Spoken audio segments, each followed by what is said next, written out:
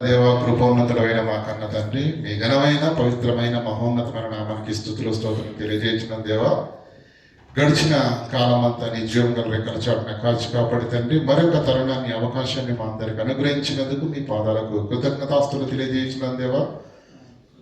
ఈ సమయంలో తండ్రి మా బ్రతుకులను కట్టడానికి ఏ మాటలనైతే మీరు సిద్ధపరిచారో అట్టి లోతైన మాటలు తండ్రి సిద్ధపడిన మనసులతో మేము వినుటకు తండ్రి మా అందరినీ మీ స్వాధీనమందు ఉంచుకొని తండ్రి మా బ్రతుకులు వెలిగించే లోతైన మాటల చేత మమ్మల్ని బలపరచవలసిందిగా వేడుకుంటూ, దీనుడనైన నేను మీ పక్షాన నిలబడి మాట్లాడబోతుండగా పరిశుద్ధాత్మ దేవుని శక్తి చేత తండ్రి మా బ్రతుకులను కట్టుటకు కృపను అనుగ్రహించవలసిందిగా వేడుకుంటూ క్రీస్తునామని ప్రార్థనకి వేడుకుంటామా పరమ తండ్రి, ఆమేన్.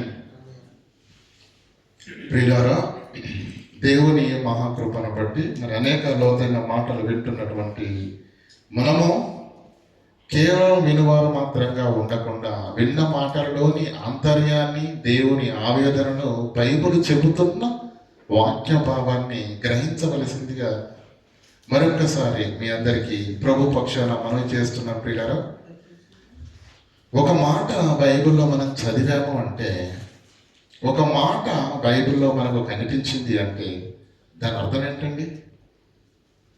దాన్ని కేవలం చదవడానికి దేవుడు ఇచ్చాడా? వినడానికి ఇచ్చాడా? కంఠస్థం చేయడానికి ఇచ్చాడా? చూడండి, లూకాసు వార్త 6:46 ఏముందో. వాక్యం ఎందుకు ఇచ్చాడు దేవుడు?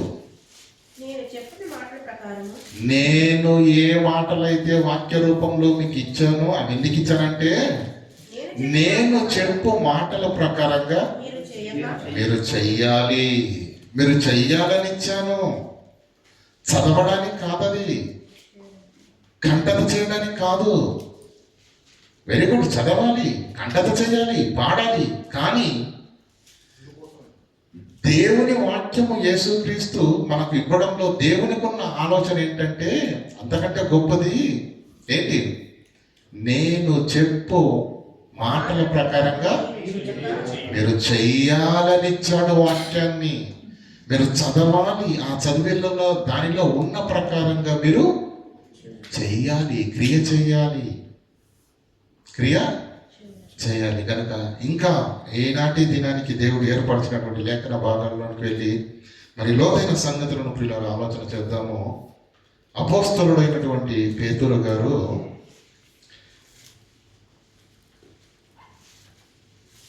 సార్వత్రిక సంఘానికి లేఖను రాస్తూ మొదటి అధ్యాయము 10వ వచనం నుంచి మనం ఆలోచన చేసినట్లయితే ప్రియులారా, మొదటి పేతురు పత్రిక 1వ అధ్యాయము 10 నుంచి చాలా జాగ్రత్తగా ఆలోచించండి. ఇది ఒక వ్యక్తికో ఒక ప్రాంతంలో ఉన్న వారికి రాయబడిన మాట కాదు. క్రైస్తవులు అనబడిన వాడికి, ఆరిన నేల మీద యేసుక్రీస్తును నమ్మిన వారందరికీ, అనగా సార్వత్రిక క్రైస్తవ సంఘానికి ఈ లేఖను రాస్తూ మాట్లాడుతున్న మాట చూడండి. మీకు క్రైస్తవులారా, దేవుని నమ్మకున్న దేవుని పిల్లలారా, మీకు కలుగుతున్న కృపను గురించి ప్రవచించినటువంటి ప్రవక్తలు ఏ రక్షణ అయితే మనం పొందుకున్నామో ఆ రక్షణ గురించి పరిశీలించుచు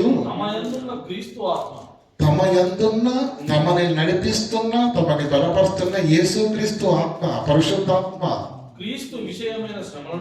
క్రీస్తు విషయంలో ఏది శ్రమల గురించి వ్రాయబడ్డాయో ఆ క్రీస్తు విషయమైన శ్రమలను గురించి, వాటి తర్వాత కలుగును మహిమలను గురించి, అంటే క్రైస్తవ్యంలో ఉండే శ్రమలను గురించి, ఆ క్రైస్తవ్యంలో ఉండే శ్రమలను అనుభవించిన భక్తులకు తరువాత కలగబోయి మహిమలను గురించి ముందుగా సాక్ష్యం ఇచ్చినప్పుడు ఆ ఆత్మ చాలా జాగ్రత్తగా ఆలోచించండి. భక్తి జీవితాన్ని 1 word లో రాశాడు అక్కడ. తమ యందున్న క్రీస్తు ఆత్మ ఏ కాలములను బట్టి ఎట్టి కాలములను సూచించుచు వచ్చెనో తమ యందున్న క్రీస్తు ఆత్మ, క్రీస్తు విషయమైన శ్రమలను గురించి, తర్వాత కలుగు శ్రమలు, ముందు శ్రమలు, భూమి మీద శ్రమలు భక్తిలో, ఈ శ్రమలను గురించి వాటి తర్వాత శ్రమలను ఎందుకు అనుభవించాలి? దాని తరువాత ఉన్న మహిమను పొందుకొనడానికి ముందుగా సాక్ష్యం ఇచ్చుచుడు. ఆ ఆత్మ కొన్ని కాలాలను సూచిస్తున్నట్టు, చాలా జాగ్రత్తగా వినాలి. ఆ ఆత్మ ఏం చేస్తుందట? కొన్ని కాలాలను సూచిస్తుందట. ఆ ఆత్మ ఏ కాలములను సూచించుచున్నదో, ఎట్టి కాలములను సూచించుచున్నదో, ఎట్టి సూచనలను సూచించుచున్నదో దాన్ని విచారించి, ఆలోచించి, ధ్యానించి పరిశోధించారు వాళ్ళు. మనం ఆత్మ ఏం చెబుతుందో మనకి ఏం తెలుసండి? మనకు పక్కుడు చెప్పింది సరిగా వినపడదు. అర్థమవుతుందండి? పాస్టర్ గారు ఇక్కడ గంట సేపు వాక్యం చెప్తే ఏమంటే మనం తిరిగి మాట్లాడతాము? 10 నిమిషాలు మాట్లాడగలుగుతున్నాం? ఏమంటే భౌతికంగా గొంతున్న పాస్టర్ గారు గంట సేపు మాట్లాడితే తిరిగి మనం ఏం మాట్లాడలేనప్పుడు ఆత్మ, తమ యందున్న క్రీస్తు ఆత్మ ఏదో చెబుతుంది, ఏదో సూచిస్తుంది. మనకేమైనా వినిపిస్తుందా? మనకేమైనా కనిపిస్తుందండి? చెప్పండి, కనిపిస్తుందా? లేదు. ఆనాడున్న భక్తులు ఆత్మ ఏ కాలమును, ఎట్టి కాలమును సూచించుచున్నదో సూచించుచున్నదో దానిని విచారించి పరిశీలించిరి. పరలోకము నుండి పంపబడిన పరిశుద్ధాత్మ వలన నీకు ఈ సువార్త ప్రకటించిన వారి ద్వారా మీకు ఇప్పుడు తెలపబడిన ఈ సంగతుల విషయమై తమ కొరకు కాదు గాని దేవుని కొరకు నడుం కట్టి నిలబడుతున్న సేవకురు ఎవరైనా, పనిమారు ఎవరైనా తమ కొరకు కాదు, పేరు కొరకు కాదు, ప్రఖ్యాతి కొరకు కాదు, ఘనత కొరకు కాదు, కేవలము దేవుని నామ మహిమార్థ కొరకు, అనేకమైన నూతన ఆత్మల రక్షణ కొరకు మాత్రమే, తమ కొరకు కాదు గాని మీ అందరి కొరకు, లోకమంతటి కొరకు తాము పరిచర్య చేశారన్న సంగతి ఇంకా దేవదూతలు ఈ కార్యమును తొంగి చూడగోరుచున్నారట. దేవుని పనిలో మనం ఉంటే, దేవుని కొరకు మనం నడుం కడితే, పరలోకంలో ఉన్న దేవదూతలు ఎవరెవరు దేవుని కొరకు బ్రతుకుతున్నారంట. ఒక్కసారి చూడాలి ఆయన్ని, ఒక్కసారి చూడాలి, మొహాన్ని చూడాలి.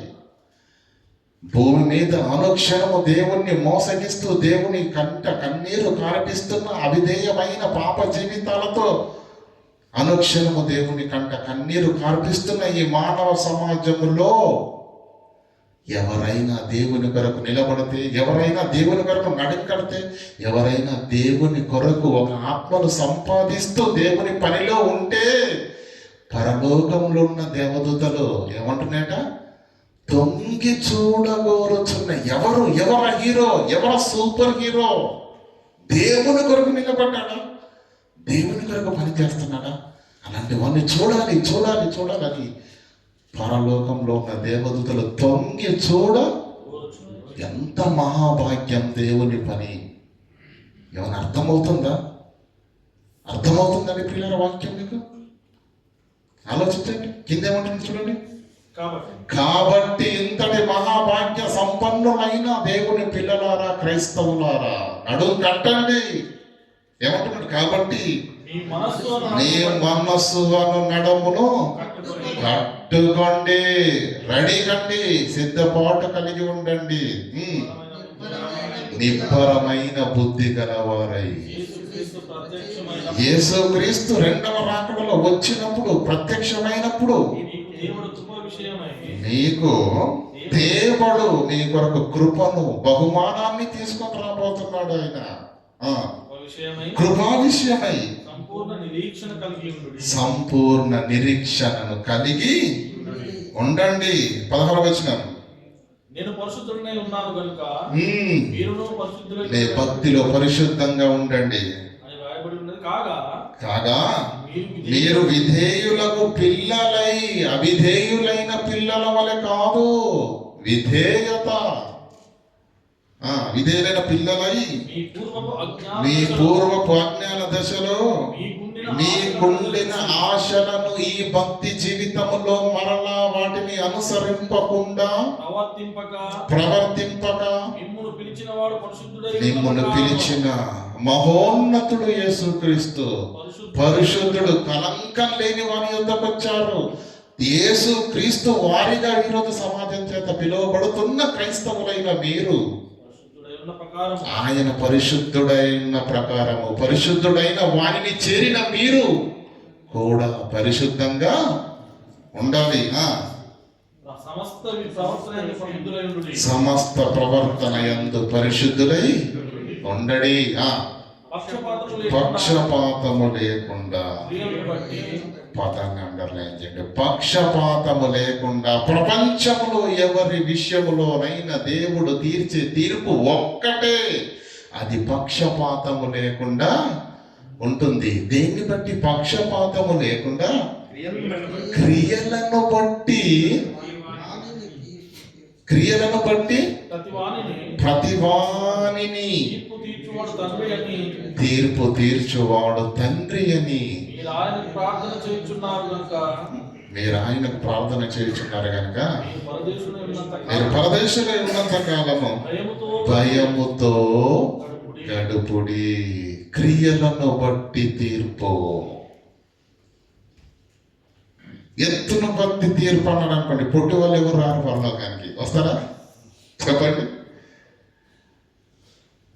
ఎరుపు రంగులో ఉన్న వారిని బట్టి అన్నారు అనుకోండి, మనం నల్లగా ఉన్న వాళ్ళ సంగతి ఏంటి కదా? ఏమంటున్నాడు దేవుడు ఇక్కడ? పక్షపాతము లేకుండా క్రియలను బట్టి. ఆ క్రియలో భక్తి ఉండాలి, ఆ క్రియలో భయం ఉండాలి, ఆ క్రియలో పరిశుద్ధత ఉండాలి, ఆ క్రియలలో వాక్యానుసారమైన భక్తిని మాత్రమే కలిగి ఉండాలి. మీరు పరదేశులై ఉన్నంత కాలము భయముతో గడపండి. ప్రియుల, ఎంత అద్భుతమైనటువంటి భక్తి సారం క్రైస్తవ జీవితంలో ఉండాలని లేఖనంలో దేవుడు రాయించాడు. ఒకసారి ఆలోచించండి. భక్తి అంటే ప్రియులారా కేవలము ఆదివారం రోజు వచ్చి వెళ్ళిపోతున్నాం, కానీ క్రైస్తవులుగా మన భక్తి ఏంటంటే ప్రియులారా బ్రతకాలి, జీవించాలి, అనేకులను జీవింప చేయాలి. అది యేసుక్రీస్తు మనకిచ్చినటువంటి పని. ఆ బాధ్యతను మనకిచ్చాడు. ఎన్నో ఉపమానాలు చెప్పాడు. ఇది నీకు అర్థం కావాలనే, ఇది నీకు అర్థం కావాలని ఎన్నో ఉపమానాలు చెప్పాడు. మరొక మాటను చూసుకుందాం. 2వ పేతురు రాసిన పత్రిక. అపోస్తలుడైన పేతురు మరలా సార్వత్రిక సంఘానికి పత్రికను రాస్తూ 2వ పత్రిక 1వ అధ్యాయంలో 12వ వచనం నుంచి చదువుకుందాం. కాబట్టి మీరు క్రైస్తవులకు మనకే ఏ సంగతులను ఇప్పుడు మాకు మీరు చదువుకున్నారు కదా, ఆ సంగతులను తెలుసుకొని దేవుని కొరకు పరిశుద్ధంగా బ్రతకాలి, భక్తితో బ్రతకాలి, భయంతో బ్రతకాలి, క్రియలు చేయాలి, రక్షించబడాలి, అనేకులను రక్షించే పనిలో ఉండాలి. ఇవన్నీ మనం ఏం చేసేప్పుడు కాబట్టి ఈ సంగతులను తెలుసుకున్న మీరు అంగీకరించిన సత్యమందు వాక్యమందు స్థిరపరచబడి ఉన్నను, వీటిని కూర్చి ఎల్లప్పుడూ మీకు జ్ఞాపకము చేయవలసిన ఇవి మీకు తెలుసు. అలాని ఒకసారి తెలిస్తే సరిపోతుందండి. ఇలా మీకు తెలిసి ఉన్నా కూడా మరలా నేను వాటిని ఎల్లవేళలా జ్ఞాపకం చేయడానికి సిద్ధంగా ఉన్నాను. వినటానికి సిద్ధంగా ఉన్నాము మనం? చెప్పండి, వినటానికి సిద్ధంగా ఉన్నామా? లోకంలో పిల్లల పిచ్చి తారాస్థాయికి చేరిపోయింది. అభిమానానికి అద్దులు లేవు. ఎవడో సినిమాలో నటిస్తే వాడి కొరకు ఒళ్ళు కలుసుకునే అభిమానులు ఉన్నారా లేదా? ప్రాణాలు తీసుకున్న అభిమానులు ఉన్నారా లేదా? వాడి సినిమా 100 రోజులు ఆడకపోతే ఇక్కడ ఊరు పెట్టుకుంటాడంట. ఉన్నారా? పిచ్చి తారాస్థాయికి చేరిపోయింది ప్రియులారా. వీటిని గురించి జ్ఞాపకం చేయటానికి నేను సిద్ధంగా ఉన్నాను. వినటానికి మనుషులు సిద్ధంగా ఉన్నారండి, క్రైస్తవులు సిద్ధంగా ఉన్నారండి, ఎల్లవేళలా సిద్ధంగా ఉన్నారా మాటలు వినడానికి? చెప్పాలి. తినగా వేము తిన్నారు ఎప్పుడన్నా? నిజం చెప్పండి, అలాగే రాసింది చదువుతున్నారా? నిజం చెప్తున్నాను ప్రియుల, తీయగానే ఉంటుంది. ప్రారంభంలో కటిక చేదుగా ఉంటుంది, తినండి. తినగా వేము తీయగే ఉండదు, చేదు అనిపించదు, అంతే అలవాటు అయిపోద్ది కదా. దేవుని వాక్యాన్ని వింటూ ఉంటే మనకేమొస్తుందో తెలుసా? ఏమొస్తుందండి? చెప్పాలి. ఇంకా వినాలి అన్న ఆశ ఉండదు. 4 మాటలు నేర్చుకునేసరికి ఏమైపోతుందో తెలుసా? ఇక వినాలన్న ధ్యాస, దేవుని మాట వినుట వారికి అసహ్యమాయననుంటది. సామెతల గ్రంథం 1:28 4 మాటలు కడుపులో ఇంకించుకునేసరికి వెక్కసమైపోతుంది. ఇక చాలు నాకంత తెలుసనే స్థితిలోకి వెళ్ళిపోయారు. ఏమండి, ఈ పాట నేను మళ్ళీ వచ్చేవారని చెప్పాను అనుకోండి, సేమ్ టు సేమ్ చెప్పాను. వింటారా మీరు? దేవుని మాటలే కదా. మనకు కొన్ని పాటలు ఇష్టం ఉంటాయి కదండి, పాటలు ఉంటాయి కదా. దేవుని పాటలైనా సరే, ఏ పాటలైనా పాటలు ఉంటాయిగా ఉండదు. ఎన్నిసార్లు చెప్తారండి? చెప్పాలి. 5 ఏళ్ళైనా 10 ఏళ్ళైనా ఆ పాట మీద ఉన్న మమకారం చావదండి.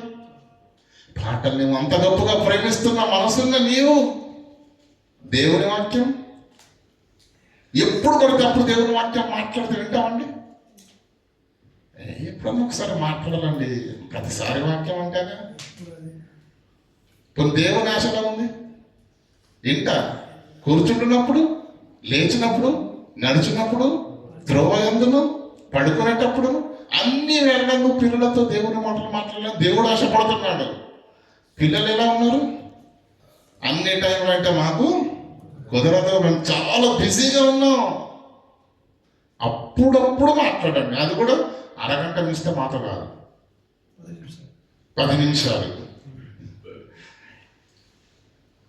ఈ రక్షణ గురించి మీకు తెలిసి ఉన్నా ఎల్లవేళలా మీకు జ్ఞాపకం చేయడానికి నేను సిద్ధంగా ఉన్నాను అంటే, దేవుని సన్నిధిలో గంట వాక్యాన్ని వింటున్న నీవు తిరిగి 6 రోజుల 23 గంటలు లోకంలోకి వెళుతున్నావు. ఆ లోకంలో ఎన్నో చూస్తున్నావు. ఎన్నింటినో నీ కళ్ళ ముందు జరుగుతున్న కార్యక్రమాలన్నింటి వలన నీ మనసు చెదిరి నువ్వు విశ్వాసంలో నుంచి వైదొలగకుండా ఉండాలి అంటే ఎల్లప్పుడూ నువ్వేం కావాలి?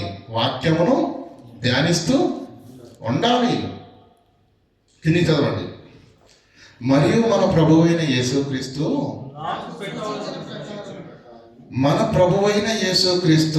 నాకు సూచించిన ప్రకారము,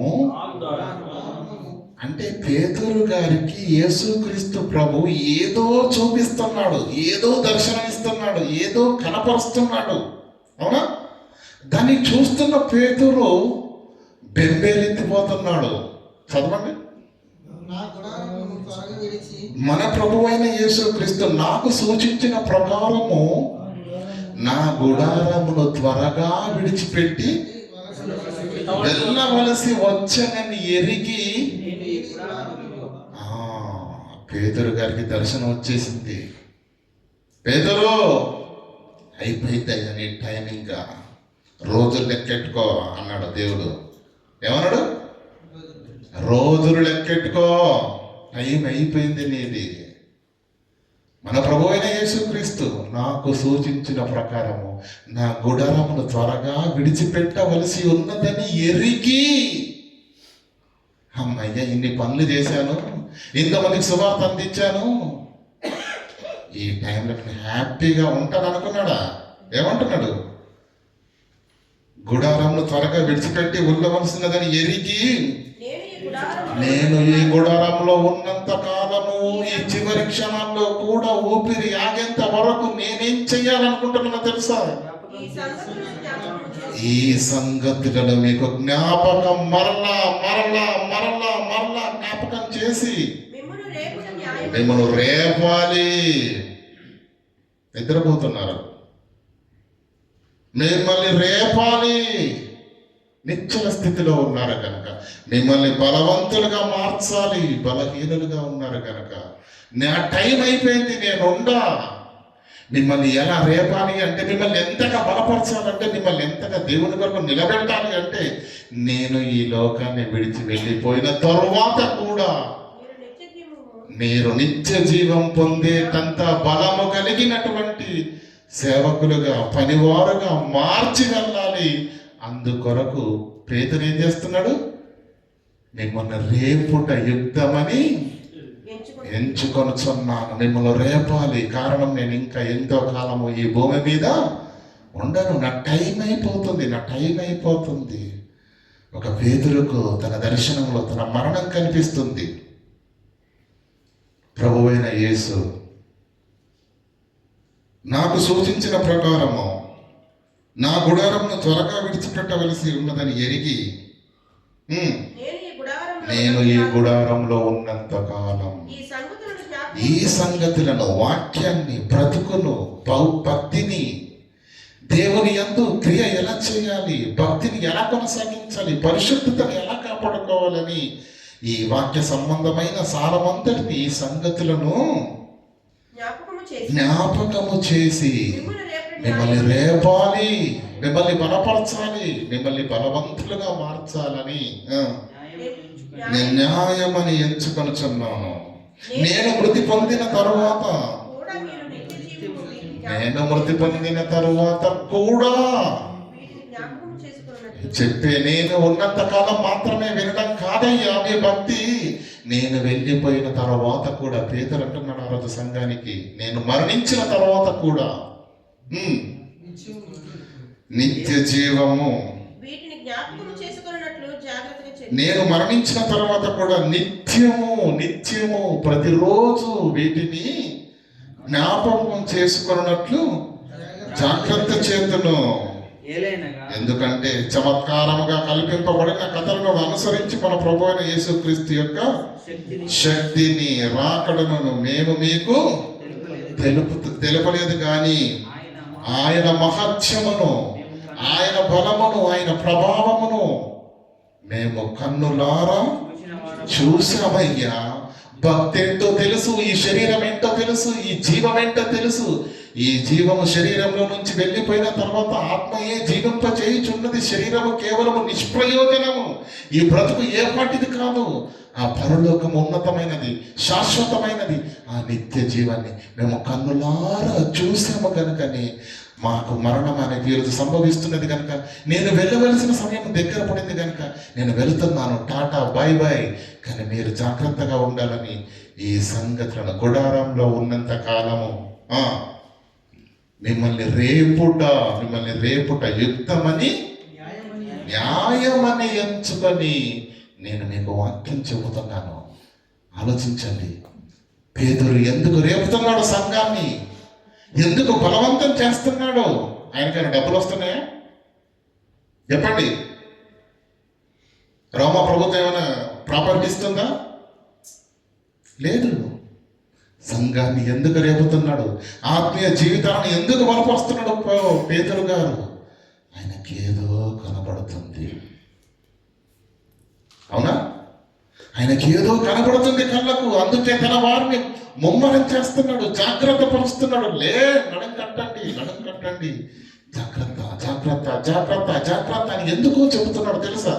ఆయనకి ఏదో కనిపిస్తుంది. ఆత్మ ఏ కాలమును, ఎట్టి కాలమును సూచించుచున్నదో దానిని విచారించి గ్రహించిరి. ఆత్మ ఏదో చూపిస్తుంది, ఆత్మ ఏదో నేర్పిస్తుంది. దాన్ని విచారిస్తున్నారు. దీని భావం ఏంటి, దీని అర్థం ఏంటి, దాన్ని గ్రహించి అమ్మో సంఘాన్ని రేపుతున్నారు. ప్రారంభ శతాబ్దంలో ప్రియులరా రోమాలో నిక్కపొడిచే భక్తిని చేశారు దేవుని పిల్లలు. అలాంటి బోధ కొనసాగింది ప్రారంభ శతాబ్దంలో. ఈ రోజు కల్పనా కథల వైపు తిరగటానికి ప్రజలకు అలవాటు అయిపోయింది. ధనార్జనే ధ్యేయంగా సేవకులకు మారిపోయింది ప్రియులరా. సేవ మారిపోయింది, బోధ మారిపోయింది. ఈ రోజు ప్రియులరా ఎంటర్టైన్మెంటే కావాలి ఈరోజు అందరికీ. దేవుని వాక్యాన్ని సీరియస్గా చెప్తే ఎవరు వినరో. నడమలు ఏం చేయాలి? జోకులు వేయాలి. అలా పాటలు అదొకటి ఉంది. పాటలు ఈ స్టేజ్ నుంచి ఈ మూల నుంచి ఆ మూలకి తిరుగుతా ఉంటే అబ్బాబాబాబా ఏం అదరగొట్టాడని అంటారు. వాక్యం చెప్పడానికి సమయం సరిపోతలేదు, అంత మహాజ్ఞానం ఇందులో ఉంది. కనుక ప్రియుల పేతురు గారికి ఏదో కనిపిస్తుంది, ఆత్మ ఏదో సూచిస్తుంది. కనుక దాన్ని చూసిన పేతురు గారు బెంబేలెత్తిపోయి సంఘాన్ని రేపుతున్నాడు. అర్థమవుతుందా వాక్యం? పౌలు గారి దగ్గరికి వెళ్దాం. అపోస్తలుడైన పౌలు రోమ సంఘానికి రాసిన పత్రిక 13వ అధ్యాయం 11వ వచనం చదువుకున్నాం ప్రియులారా.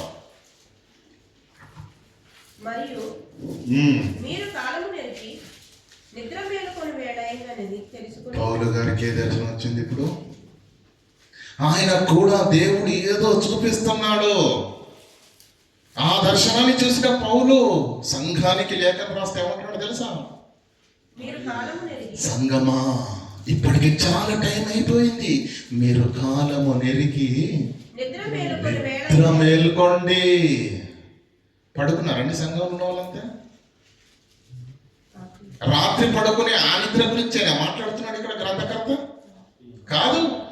ఆత్మీయ నిద్రలో ఉన్నారు, మనోనేత్రాలు మూయబడి ఉన్నవి. ఎన్ని మహాజ్ఞాన సంగతులు చెప్పినా హృదయాలు తెరిచి ఆ మాటలు విని ఆ మాటల ప్రకారంగా బ్రతుకులు మలుచుకోలేదంతగా అంధకారంలో ఉన్నారు. ఆత్మీయ నేత్రాలు మూయబడి ఉన్నవి కనుకనే ఆ సంఘాన్ని నిద్ర మేల్కొలుపుతూ నిద్రావస్థలో ఉన్న వారిని మేల్కొల్పటానికి రాసిన మాట. మరియు మీరు కాలము నెరిగి నిద్ర మేలుకొని వేలైనదని ఎరిగి అలాగ చెయ్యండి. ఏంటి నిద్ర మేల్కొనడం అంటే? మనము చదవడమా? మనము విశ్వాసులము అయినప్పటికంటే ఇప్పుడు బాప్తీసం తీసుకుని ఎప్పుడు తీసుకున్నామండి? ఎప్పుడో తీసుకున్నాం. 10-15 ఏళ్ళు, 20 ఏళ్ళు, 25 ఏళ్ళ క్రితం తీసుకున్నాం. అప్పుడు ప్రారంభంలో ఉన్నావు నువ్వు. ఇప్పుడు విశ్వాసులం అయినప్పటికంటే ఇప్పుడు సుదీర్ఘ కాలము గడిచింది కదా మన భక్తి జీవితంలో. ఇప్పుడు మీరు రక్షణకు మరీ సమీపముగా ఉన్నారు. రాత్రి చాలా గడిచి పగలు సమీపముగా ఉన్నది కనుక, అంటే మనం ఎడ్జ్లో ఉన్నాము, బార్డర్లో ఉన్నాము. అదేకంటే అర్థం మనం అంధకార సంబంధమైన క్రియలను విసర్జించి తేజో సంబంధమైన సత్య సంబంధమైన దేవుని పవిత్రమైన కార్యాలను యుద్ధోపకరణములను ధరించుకుందాము. ఎందుకొరకంటే కింద అంటున్నా చూడండి, అందరితో కూడిన ఆటపాటలైనను మత్తత అయినను లేక, కామ విలాసమునైనను పోకిరి చేష్టలైనను కలహమైనను మత్సరమైనను లేక, పగటి యందు నడుచుకున్నట్లు మర్యాదగా నడుచుకుందాము. మెట్టుకు ప్రభువైన యేసుక్రీస్తును ధరించుకున్న వారమై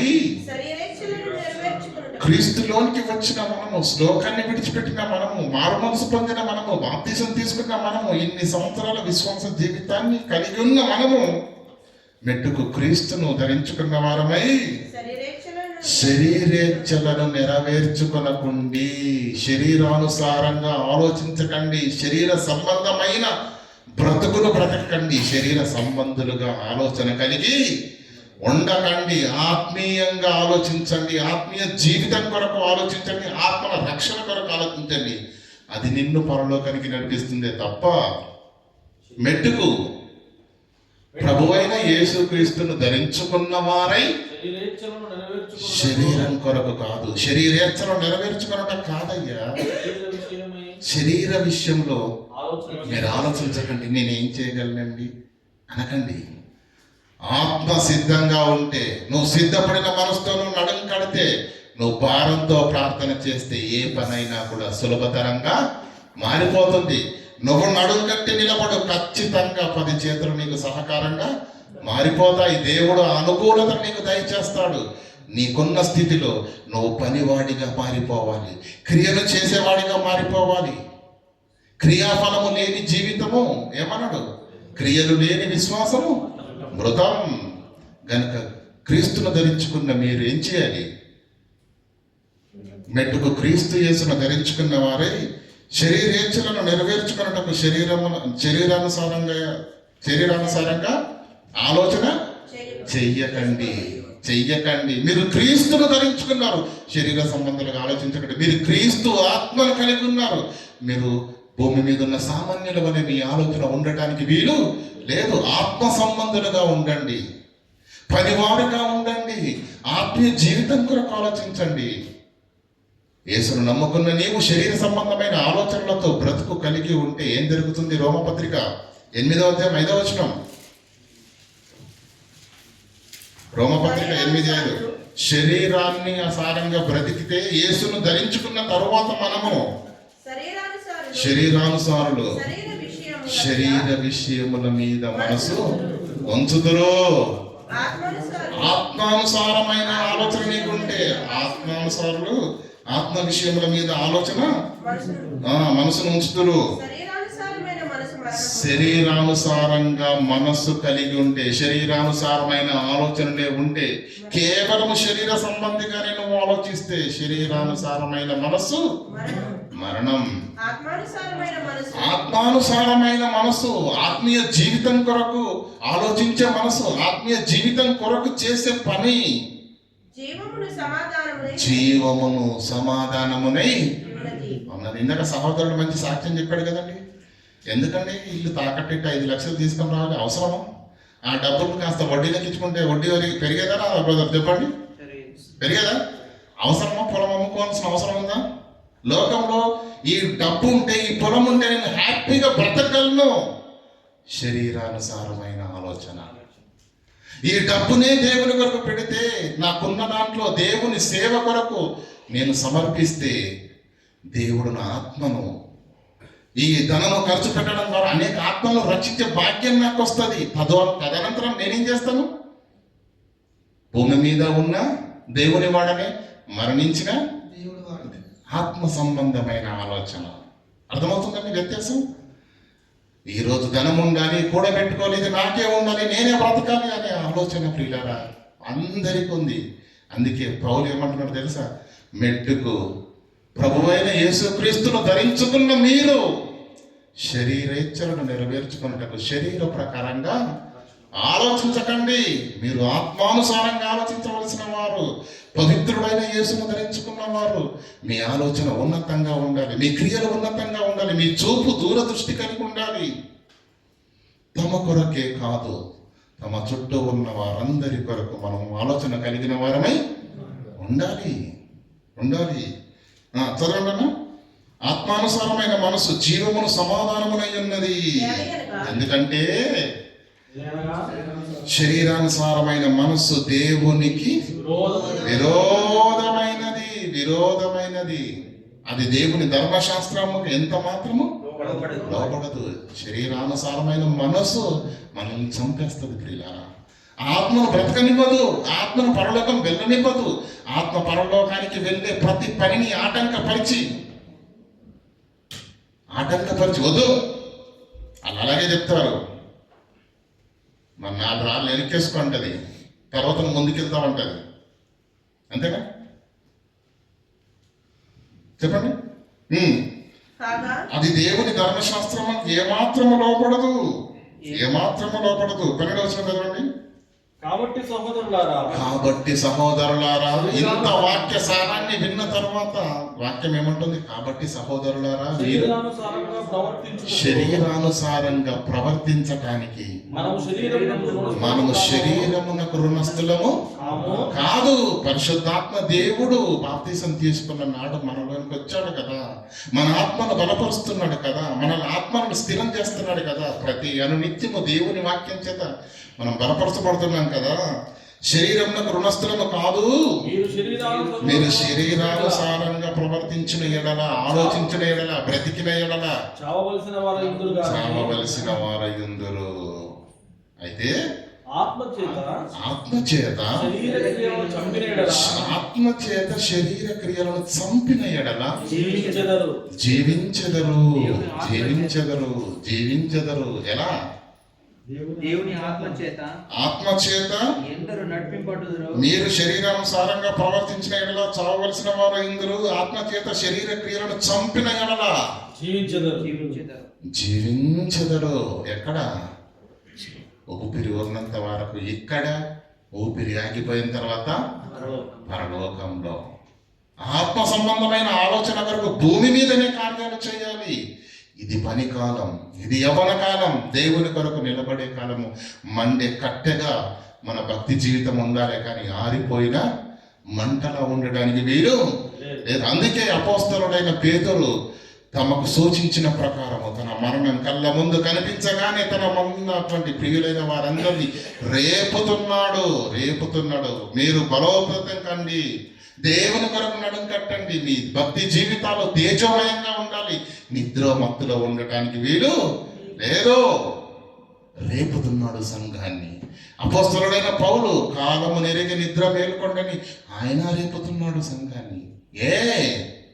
వారికి ఏం కనిపిస్తుంది? వారు దేన్ని చూస్తున్నారు? ప్రతి దైవ సేవకుని యొక్క ఆవేదన, వాక్యం అర్థం చేసుకున్న ప్రతి ఒక్కరి ఆవేదన ఇలాగే ఉంటుంది పిల్లలు. ఒకసారి చూడండి, కొరింథీయులకు రాసిన మొదటి పత్రిక 1వ అధ్యాయము. కొరింథీయులకు రాసిన మొదటి పత్రిక 1వ అధ్యాయం 14 నుంచి చదువుకున్నాం పిల్లలు. నా నామమున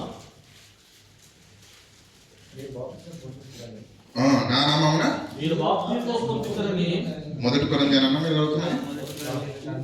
2:14 చదవండి, క్షమించండి. 2:14 2వ అధ్యాయం 14 వచనం.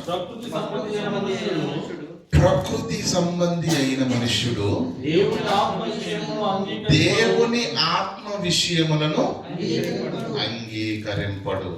మనం ఫస్ట్ లో ఒక మాట చదువుకున్నాం కదా, ఆ ఆత్మ ఏ కాలమును ఎట్టి కాలమును సూచించుచున్నదో దాన్ని విచారించి పరిశీలించిరి. మరి మనకు ఆత్మ ఏం చెప్తలేదు, మనకేం వినపడతలేదు, అవునా? మనకేం అర్థం కావట్లేదు. కారణం ఏంటి? చదవండి. ప్రకృతి సంబంధమైన మనుష్యుడు దేవుని ఆత్మ చెప్పే విషయాలను, సూచించే విషయాలను అర్థం చేసుకోలేడు. ఎక్కదది మైండ్కు, అంగీకరించలేడు. అవి అతనికి వెర్రితనంగా ఉంది. ఎలా ఉన్నాయటమ్మా? వెర్రితనంగా ఉన్నాయట. అయితే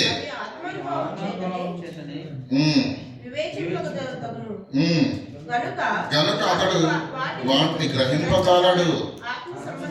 ఆత్మ సంబంధమైన వాడు అన్నింటినీ వివేచిస్తాడు. ఆత్మ సంబంధమైన వాడు అన్నిటినీ వివేచించి, ఆత్మ దేన్నైతే సూచిస్తుందో, ఆత్మ ఏ కాలమైతే సూచిస్తుందో దాన్ని విచారించి తెలుసుకొని సంఘాలను రేపారు ఆనాడు అపోస్తలుడు. ఈరోజు దైవ సేవకులుగా, దేవుని వాక్యాన్ని చదువుతున్న వారిగా ఈ లేఖనాల్లో ఉన్న సారాన్ని బట్టి ఆత్మ చెప్పే మాటలు ఏమైనా అర్థమవుతున్నాయి? ఈరోజు సేవకులకు ఆత్మ ఏం కోరుకుంటుందో అర్థమవుతుందా? అది అర్థమైతే ప్రతి దైవ సేవకుని గర్జన ఇలాగే ఉంటుంది ప్రియులరా. దేవుని కొరకు రేపాలి, సిద్ధపరచాలి సంఘాన్ని. యేసుక్రీస్తు చెప్పాడు కదండి, నేను వెళ్ళి మీ కొరకు స్థలమును సిద్ధపరిచి నేనుండే స్థలంలో మీరు ఉండలాగిన నేను మరలా వచ్చి మిమ్మల్ని తీసుకొని వెళతానని యేసు చెప్పినప్పుడు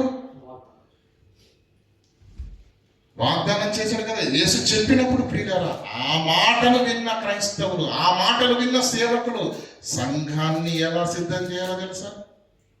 ఏమన్నాడు? పెళ్లి కుమారుడు వచ్చుచున్నాడు, వధువును సిద్ధం చేయండి అంటే మనకేమర్థమైంది?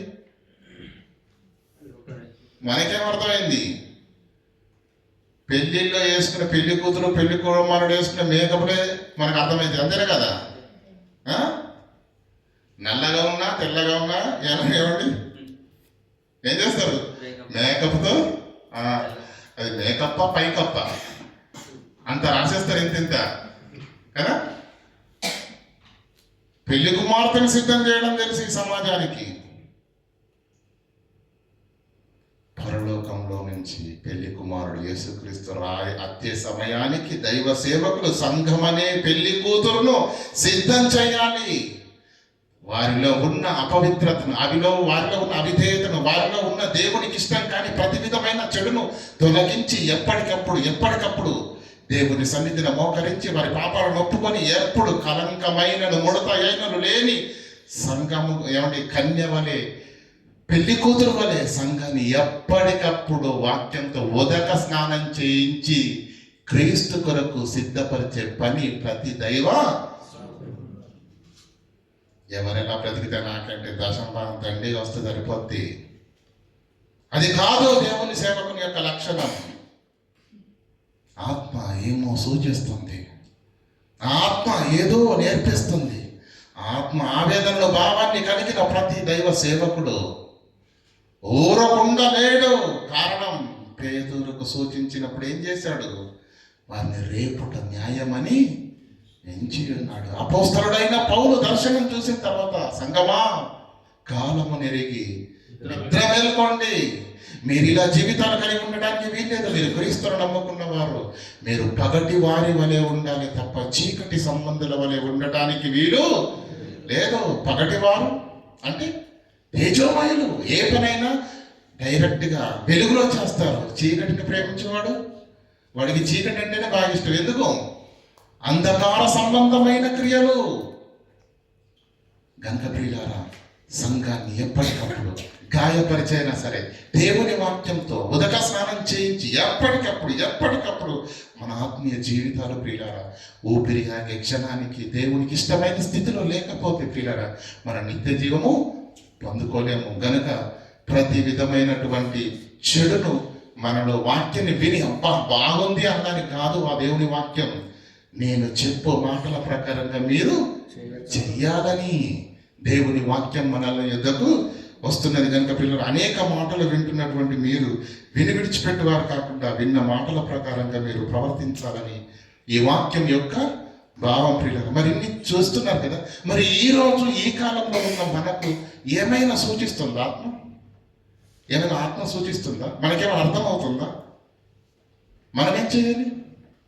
పేతురు గారికి సూచించింది కాబట్టి పేతురు సంఘాన్ని రేపాడు.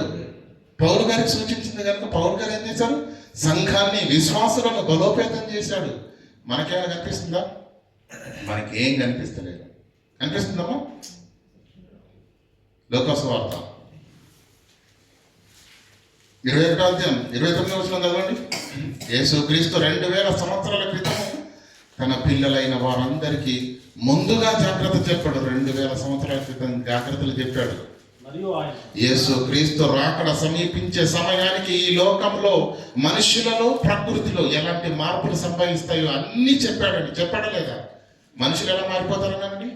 స్వార్థ ప్రియులు, పింకములాడు వారు, అనురాగరహితులు, ఏమండి సజ్జన ద్వేషులు, తల్లిదండ్రులకు అవిధేయులైన వారిగా ఈ సమాజం మారిపోతుంది. ఈ సమాజంలో ప్రేమ ఉండదు, ఈ సమాజంలో ఆప్యాయత ఉండదు, మనుషుల మధ్య విద్వేషాలు, అనురాగరహితులైపోతారు మనుషులు అన్నాడు. ప్రకృతిలో ఏం జరుగుతుంది అన్నాడు? ప్రకృతి విలయ తాండవం చేస్తుందని చెప్పాడు. అవునా? ప్రకృతి విలయ తాండవం చేస్తుందని చెప్పాడు. అటు ప్రకృతిలో కనిపించే సూచనలు ప్రకృతిలో కనిపిస్తున్నాయి, మనుషులలో కనిపించే సూచనలు మనుషుల్లో కనిపిస్తున్నాయి కదా. ఇంకేం చెప్పండి? నోవాహు దినములు ఎలా ఉండేనో మనుష్య కుమారుడు రాకడయు ఎలా ఉన్నాయి. నోవాహు దినములలో పెళ్లి చేసుకొనొచ్చు, పెళ్లికి ఇచ్చచ్చు, ఇండ్లు కట్టుకొనొచ్చు, భూములు కొనుచుండిరి. జరుగుతుందా లేదా? ఈ మధ్య కాలంలోనే ప్రపంచంలో లార్జెస్ట్ బిజినెస్ ఏదైనా ఉందంటే అది రియల్ ఎస్టేట్. అదే భూములను అమ్మడము, కొనడము, ఇండ్లను కట్టడం, అమ్మడం, రియల్ ఎస్టేట్. యేసు చెప్పాడు, యేసు క్రీస్తు వచ్చే కాలానికి జరిగే ఇవే. ఇవన్నీ మనం సమాజంలో చూస్తున్నామా లేదా? ఆత్మ సంబంధి అయిన వాడు అన్నిటినీ వివేచించును, శరీర సంబంధమైన వాడు దేన్ని పట్టించుకోడు. కనుక ప్రియులారా, ఆలోచన చేద్దాం. చదవండి 21-29. మరియు ఆయన వారితో ఒక ఈ ఉపమానం చెప్పాను. మరియు ఆయన వారితో ఈ ఉపమానం చెప్పాను. అంజూరపు వృక్షమును, మానవ సమాజంతో దేవుడు మాట్లాడుతున్న అంజూరపు వృక్షమును, సమస్త వృక్షములను చూడండి. అవి చిగురించేటప్పుడు చూచి వసంతకాలం అప్పుడే వచ్చిందని, సమీపమైనదని మీకు మీ అంతట మీరే ఎలా తెలుసుకుంటున్నారు? పేపర్లో న్యూస్ వచ్చిందండి, యాడ్ వేశారా? ఎలా చెప్తున్నావు మరి వసంతకాలం వచ్చిందని? అంజూరపు చెట్టు లేతగా చిగురించినప్పుడు ఆ కొమ్మలను బట్టి వసంతకాలము సమీపించనని మీరు ఎరుగుదురు కదా, తెలుసుకుందరు కదా. ఇప్పుడు ఆలోచించండి ప్రియులారా, ఎందుకంటే టైం ఎంత అయిందని ఇప్పుడు చెప్పండి సార్. టైం చెప్పండి. దేని చూసి చెప్పారు? పూర్వకాలంలో సమయం పొద్దును చూసండి. రాత్రి కాలంలో నిద్ర లేసగానే నక్షత్రాల్లో వాళ్ళకు ఆ జ్ఞానం ఉంది. ఆకాశ వైఖరిని చూడండి, మాటిలాగా ఉంచండి. మత్తయి సువార్త 16:2 చదవండి అమ్మ దయచేసి. మత్తయి సువార్త 16:2. సాయంకాలమున మీరు ఆకాశం ఎర్రగా ఉన్నది కనుక ఆకాశం ఎర్రగా ఉన్నదంటే దాని అర్థం ఏంటో మీకు తెలుసు. వర్షం కురియదు డిక్లేర్ చేసేస్తారు. వాతావరణ కేంద్రము లేని సమయములో ప్రజలకున్న మహా జ్ఞానం చూడండి. ఆకాశం ఎర్రబడితే ఏమంటాడట? ఇక వర్షం కురియదు డిక్లేర్ చేస్తున్నాడు. ఆకాశవాణి హైదరాబాద్ కేంద్రం అంతేనా? వాతావరణ శాఖ అలాగే చెప్తారు కదండి. అప్పుడు ఆ వాతావరణ శాఖ లేనప్పుడు ప్రజలు ఎలా తెలుసుకున్నారండి? ఆకాశపు చదవండి, ఎర్రగా ఉన్నప్పుడు వర్షం కురియదని ఉదయమున ఆకాశం ఎర్రగాను మబ్బుగాను ఉన్నది కనుక. ఏమంటే ఉదయమున ఆకాశము ఎర్రగాను మబ్బుగాను ఉన్నది కనుక నేడు గాలివాన వచ్చునని. ఈరోజు గాలివాన వచ్చేస్తుంది. ఏ న్యూస్ లో వచ్చిందండి టీవీ ఈ వార్త? రాలే. మరి ఎలా తెలిసింది? కింద చెప్తున్నాడు చూడండి, మీరు ఆకాశ వైఖరిని వివరింప ఎరుగుదురు కదా, మీరు వివేచింప ఎరుగుదురు కదా. ఈ జ్ఞానం మీకు ఉంది కదా. ఈ కాలంలో సూచనలను వివేచించాలి.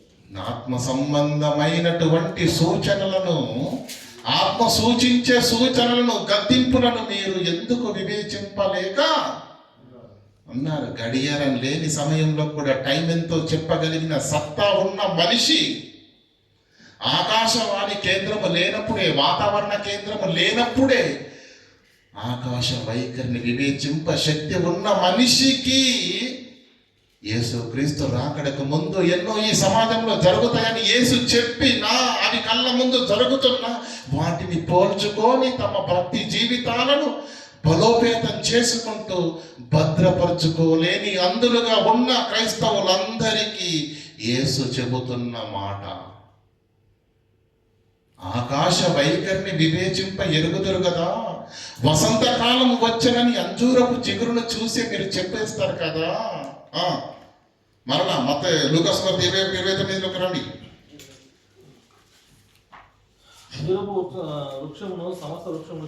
చూడుడి, అవి చిగురించుట చూచినప్పుడు వసంతకాలం అప్పుడే వచ్చినని నీ అంతటా మీరు తెలుసుకుందరు కదా. అటువలే ఈ సంగతులు జరుగుట యేసు క్రీస్తు రాకడకు ముందు యేసు ఎన్ని మాటలైతే చెప్పాడో, ఏ సూచనలు అయితే ప్రకృతిలో కనిపిస్తాయి, ఏ సూచనలు అయితే మనుషుల్లో కనిపిస్తాయని చెప్పాడో అవన్నీ జరుగుతున్నప్పుడు అయితే యేసు చెప్పిన మాటలన్నీ నెరవేరుతున్నాయి కనుక వసంతకాలము చిగురు చూడగానే వసంతకాలం వచ్చిందని చెప్పిన నీవు ఈ సమాజంలో ఈ కార్యక్రమాలన్నీ జరుగుతున్నప్పుడు యేసు రాకడ దగ్గర పడిందన్న సంగతి ప్రపంచంలో ఏ క్రైస్తవుడికి అర్థమవుతుంది చెప్పండి? ఏ క్రైస్తవుడు తన భక్తి జీవితాన్ని కట్టుకుంటున్నాడు? ఏ క్రైస్తవుడు పాపాన్ని విడిచిపెట్టగలుగుతున్నాడు చెప్పండి? అర్థం కావట్లేదు. మాయలో ఉన్నారు, ఇంకా మనోనేత్రాలు వెలిగింపబడ లేదు, మత్తులో ఉన్నారు. చదవండి. అటువలే మీరు ఈ సంగతులు జరుగుట చూచినప్పుడు అటువలే ఈ సంగతులు సమాజంలో జరుగుట చూచినప్పుడు దేవుని రాజ్యము యేసు క్రీస్తు రెండవ రాకడ భూమి మీదికి రాబోయే ఆ రాకడ సమీపమైనదని తెలుసుకొనుడి. తెలుసుకొనుడి. అవన్నీ సరిపోతుందండి. అవన్నీ జరుగుతున్నాయా లేదా సమాజంలో చెప్పండి? జరుగుతున్నాయండి? ఏమనండి అవన్నీ మాకేం తెలియదంటారా? తెలియదంటారా? ఆలోచించండి ప్రియులారా, ప్రకృతిలో ఏం జరుగుతుంది. అందుకే కొరింథీయులకు రాసిన పత్రిక మనం ఇందాకేం చదివాం? ప్రకృతి సంబంధమైన వాడు దేన్ని విచారించాడు. వాడికి ఉన్న పని ఏంటో తెలుసా? తినడం, పడుకోవడం, పని చేయడం, కడుపారా ఆహారం తినడం. ఏదేమైపోయినా నాకు సంబంధం లేదు. ప్రకృతి సంబంధమైన మనిషి జానుడి పొట్టల గురించి ఆలోచిస్తాడు. ఆ కడుపు నింపడానికి మాత్రమే పనిచేస్తాడు. ప్రకృతి సంబంధమైన వాడు దేనిని ఆలోచించాడు. ఆత్మ సంబంధమైన వాడు అన్నింటినీ విచారించును. చూద్దాం, ఒకసారి ఆలోచిద్దాం పిల్లలు. ఒక్కసారి ప్రకృతిని చూడండి. కాబట్టి మీ అందరికీ మాట చెప్తాను. సీలింగ్ ఫ్యాన్ మనందరికీ తెలుసు కదండి. సీలింగ్ ఫ్యాన్ తెలుసా? ఉంటుంది కదమ్మా అందరి ఇళ్ళలో. కొత్త సీలింగ్ ఫ్యాన్ ఫిట్ చేశారు అనుకోండి, ఎలా ఉంటుంది చెప్పండి? కదా, సౌండ్ వస్తుందండి. సౌండ్ రాదు, గాలి వస్తుంది బాగా. అవునా కదా? 10 ఏళ్ళ తర్వాత గాలి రాదు, సౌండే వస్తుంది. ఎందుకు? నా టైం అయిపోయిందిరా నాయన అని దాని అర్థం. అంతేనా? కొత్త కారు ఎలా ఉంటుందండి? మన బ్రదర్ కొత్త కారు వచ్చింది కదా. కొత్త కారులు వచ్చేవాళ్ళకి తెలుసు, సైలెంట్ ఉంటుంది, సౌండే. అది ఆన్లో ఉందో ఆఫ్లో ఉందో కూడా తెలియదు. మరి నా కారులో వస్తే ఎలా ఉంటుందండి? ఏదో వడ్ల గిండిలో కూర్చున్నట్టు ఉంటుంది కదా. కదా, అంటే ప్రారంభంలో ఉన్నదానికి ముగింపులో ఉన్నదానికి ఉండే తేడా అది. రోమపత్రిక 8:22 వచ్చిన చదవండి. రోమపత్రిక 8:22.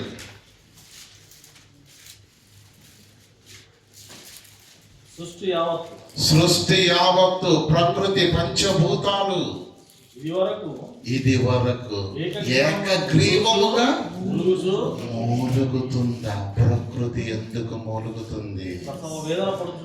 ముసలోడు ఎందుకు మూలుగుతాడో మనకు బాగా మంచం పట్టిన ముసలి వాళ్ళు ప్రాణాలు అరిచేతిలో పెట్టుకొని ఆ ఆవేదన, ఆ దగ్గు, ఆ రోగము యొక్క బాధ స్థితిని తట్టుకోలేక మూలుగుచు దినాన్ని వెళ్ళబుస్తారు. ఈ మూలుగు మనకు తెలుసు కదా.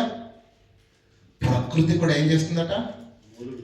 ప్రకృతి ఇది వరకు ప్రకృతి ఏకగ్రీవముగా ప్రకృతి ఎందుకు మూలుగుతుంది?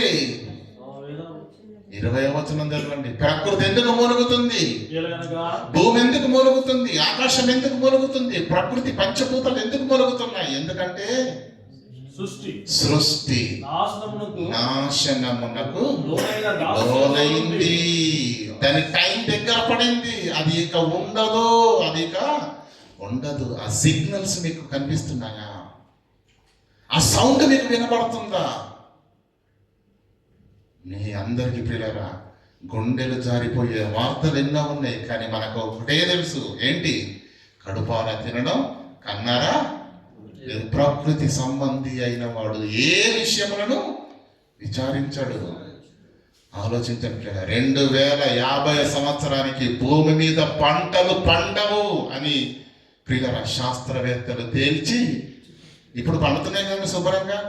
ఫర్టిలైజర్స్, భయంకరమైన రసాయనాలను బలవంతంగా వేసి భూమిలో నువ్వు పండిస్తున్నావు. ఈ పండడం కూడా 2050 తర్వాత భూమి మీద పంటలు పండవు. శాస్త్రవేత్తలు ఇచ్చినటువంటి రిపోర్టులు ప్రియులారా, అర్థమవుతుందా? కారణం, భూమి సారాన్ని ఎప్పుడో కోల్పోయింది. భూమి శాపానికి లోనైంది. అది దానికి ముసలితనం వచ్చేసింది. అది చావుకు దగ్గరగా ఉంది. అది మూలుగుతుంది. ఆ మూలుగుతున్న భూమి మీద ఉన్న నీవు ఇంకెంతకాలం బ్రతుకుతావు? నీకెక్కడిది ధైర్యం? దేవుని వాక్యం ఎన్నో విధాలుగా నిన్ను గద్దిస్తున్నప్పుడు, నేను సరిచేస్తున్నప్పుడు నీ ఆత్మీయ జీవితాన్ని నువ్వు ఎందుకు కట్టుకోలేకపోతున్నావు? ఎందుకు సిద్ధపడలేకపోతున్నావు? ప్రియులారా, ఆలోచించండి. సూర్యుడు ఎందుకు చేశాడండి దేవుడు? ప్రారంభంలో భూమి మీద వెలిగించడానికి, వెలిగిమ్మన్నాడా? అంతేనా? అలాగే రాయబడిందన్న ఆదికాండం 1:14 తర్వాత చదువుకోండి. భూమి మీద వెలిగించుటకై సూర్యుడిని చేశాడు దేవుడు. ఇప్పుడు భూమి మీద వెలిగిస్తున్నాడా? ఎంత అండి? లాస్ట్ ఇయర్ ఎంత నమోదైంది టెంపరేచర్? 54 డిగ్రీలు కాసింది అంట. మరో 10 డిగ్రీలు కలిసి పెరిగిందా భూమి మీద మనిషి మన మాడిపోతాడు, చచ్చిపోతాడు, బ్రతకలేడు. ఎందుకు ప్రకృతి ఇలా మారిపోయింది? సేవ చేయవలసిన ప్రకృతి ఎందుకు ఇలా 54 డిగ్రీల ఎండ కాస్తుందండి. ఇంకో 10 డిగ్రీలు పెరగదా? ఎందుకు పెరుగుతుంది? ఆకాశంలో పేరుకుపోతున్నటువంటి కార్బన్ మోనాక్సైడ్. ఈరోజు వాహనాలు ఉన్నాయి కదండి, మన మోటార్ సైకిల్ దగ్గర నుంచి పడితే ఆకాశంలో ఎగిరే ఫ్లైట్ల వరకు అది విడుదల చేస్తున్నటువంటి పొగ ఏదైతుందో అది ఆకాశంలో రక్షణ వలయంగా ఉన్న ఓజోన్ పొరను దగ్ధం చేసి అతి నీలలోహిత కిరణాలు సూర్యుడిని డైరెక్ట్గా భూమి మీద పడే పరిస్థితి ఈరోజు నెలకొన్నది. ఏమండి, 54 డిగ్రీల ఎండ కాస్తున్నప్పుడు మరో 10 డిగ్రీల ఎండ కాస్తే భూమి మీద మనం బ్రతుకుతామా? అలాని ఈ కార్ల వాడకం తగ్గిందా? బైక్ల వాడకం తగ్గిందా? ఫ్లైట్లు తగ్గుతున్నాయా? ఈ ప్రకృతి ఇంకెంతో కాలం ఉండదు. మన కళ్ళ ముందు అన్ని స్పష్టంగా కనిపిస్తున్నప్పుడు, యేసుక్రీస్తు ముందే భవిష్యత్తు చెప్పినప్పుడు వాక్యాన్ని వింటున్నాం, పాటలు పాడుతున్నాం, చదువుతున్నాం, కానీ దేన్ని ఆలోచిస్తున్నాం? దేన్ని అర్థం చేసుకుంటున్నారు? చెప్పండి. ఆత్మ ఏ సంగతులను సూచించుచున్నదో విచారిస్తున్నారా? ఆలోచిస్తున్నారా? గ్రహిస్తున్నారా? చెప్పండి. సముద్రం ప్రియులారా, సముద్రంలో ఉన్నటువంటి నీటి మట్టం పెరిగిపోతుంది. కారణం, నీటి మట్టం పెరిగిపోతుంది. పర్వతాలు కరిగిపోతున్నాయి. ఆ వేడికి, ఆ 54 డిగ్రీల ఎండ కాసే సమయానికి పర్వతాలు కరిగిపోతున్నాయి. ఆ కరిగిన నీళ్లు సముద్రాలకు వచ్చి సముద్ర మట్టము పెరిగిపోతుంది. పర్వతాలు కరిగినా, సముద్రాలు పెరిగినా చచ్చేది భూమి మీద ఉన్న నీవు నేనే. ఆ సూర్యుని ఎండ ఆపగలమా? ఈ పర్వతాలు కరిగిపోవడం ఆపగలమా? ఈ సముద్ర మట్టం పెరగడం ఆపగలమా? ఏది నీ చేతిలో ఉంది చెప్పు. భూమి మీద ఏమండి, ఒకడి మీద ఒకడు పోటీ. వాడు ఎకరానికి 40 పండిస్తే నేను ఎకరాలకు 50 పండించాలని భయంకరమైన రసాయనాలు వేసి భూమిని సర్వనాశనం చేసేశారండి. విషపూరితంగా మార్చేశారు భూమిని. ఈరోజు 2050 కల్లా భూమి మీద పంటలు పండవు అని శాస్త్రవేత్తలు తేల్చి చెప్పారు. ప్రియులారా, తేల్చి చెప్పారు. ఏమండి, గాలి ఉంది కదా, గాలి ఏమండి, ఆక్సిజన్ మనం ఫ్రీగా పీల్చుకుంటున్నాం. కానీ ఆక్సిజన్ కూడా మనం ఒక్కోసారి కొంటాం. ఎక్కడ కొంటాం చెప్పండి ఒకసారి? హాస్పిటల్. ఎందుకు?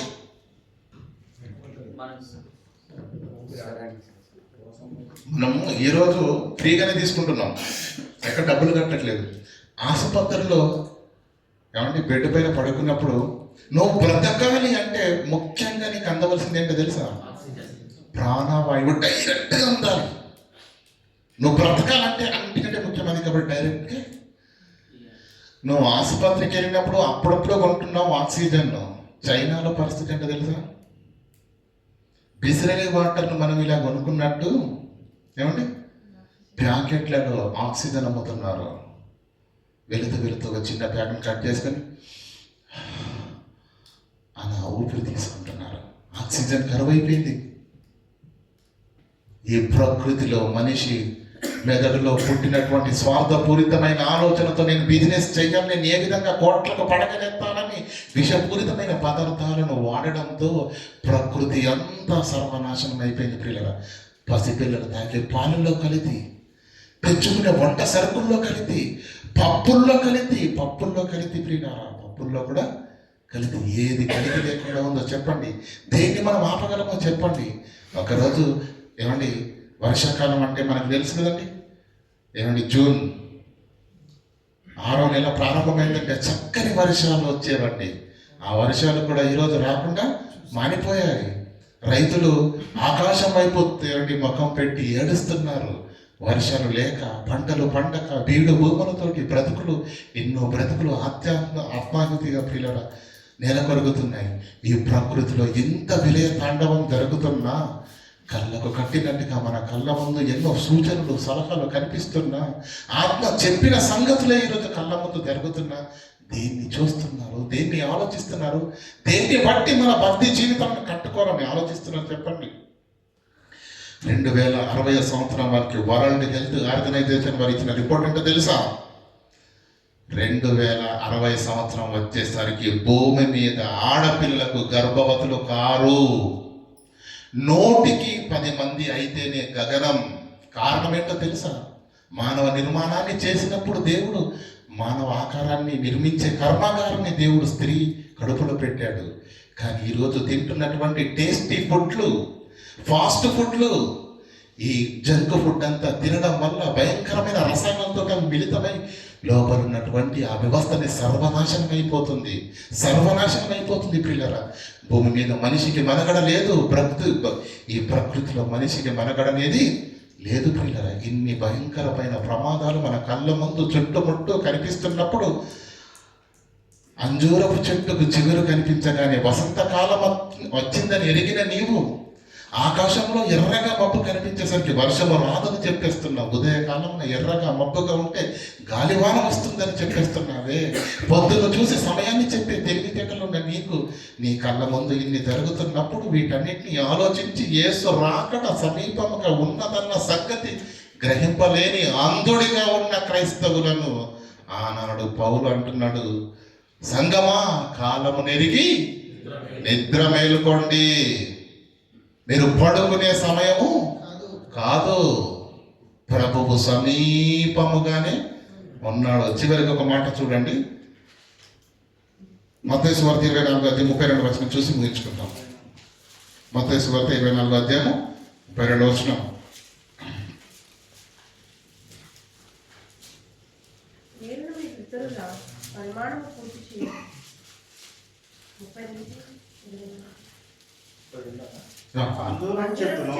అంజూరపు చెట్టును చూచి ఒక ఉపమానము నేర్చుకున్నది. అంజూరపు కొమ్మ లేతదై చిగురించినప్పుడు వసంతకాలము మీకు తెలుస్తుంది. అది మీకు ఆల్రెడీ తెలుసు, ఆ నాలెడ్జ్ మీ దగ్గర ఉంది. ఆ ప్రకారమే మీరీ సంగతులు జరుగుతున్నప్పుడు ఎక్కడున్నాడటండి యేసుక్రీస్తు? సమీపముగానే పరలోక ద్వారం దగ్గర రెడీగా ఉన్నాడట. ద్వారము దగ్గరనే ఉన్నాడని మీరు తెలుసుకోండి. యేసు రావడానికి సిద్ధంగా ఉన్నాడు. ప్రకృతి నాశనానికి సిద్ధంగా ఉంది. ఈ ప్రకృతి నాశనం అయితే ఒకవేళ యేసుక్రీస్తే భూమి మీదకి వస్తే ఈ రాత్రి కాలంలో రక్షించబడే స్థితిలో ఉన్నావా? నీ జీవితము పవిత్రంగా ఉందా? నీ జీవితం ఎత్తబడే సంఖ్యలో ఉందో ఒక్కసారి ఆలోచించండి ప్రియులారా.